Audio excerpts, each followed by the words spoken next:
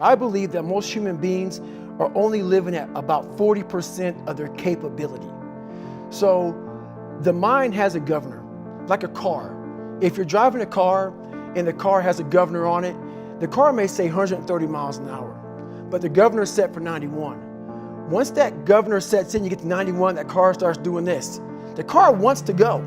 The car wants to go, but that factory said, we're not going past 91. We have a factory, a nice governor in our brain, and it's a survival mechanism. It protects us from pain and suffering. The second we feel that, our mind says, oh no, this isn't fun. We should back off.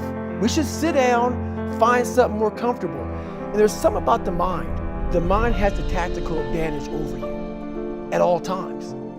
At all times of your life, the mind has a tactical advantage over you. Why is that? It knows what you're afraid of. It knows your insecurities. It knows your deep, dark lies. And it starts to push you away from that. It pushes you in a direction that is comfortable. The mind controls everything. So what I realized was that when I was growing up and I was 300 pounds and I got all fat and I got all insecure, I realized that my mind kept taking me in this direction. When things got uncomfortable for me, when I was facing my insecurities, I was facing my fears, my mind said, oh no, we have the tactical advantage. We need to get you, separate you from this feeling over here. Life's all about feelings. We want the happy feeling. We don't want that feeling of this sucks. Why am I here? And you don't have any, so you can't answer those questions, so you leave. I started realizing that if in that moment you can answer those questions and you are now in charge of your brain versus your brain ruling you, that's where all that stuff comes from. So the 40% rule is all of that. You get to 40%, your brain says, we're done. Let's roll, man. This is starting to get painful. This is uncomfortable. So you sit down.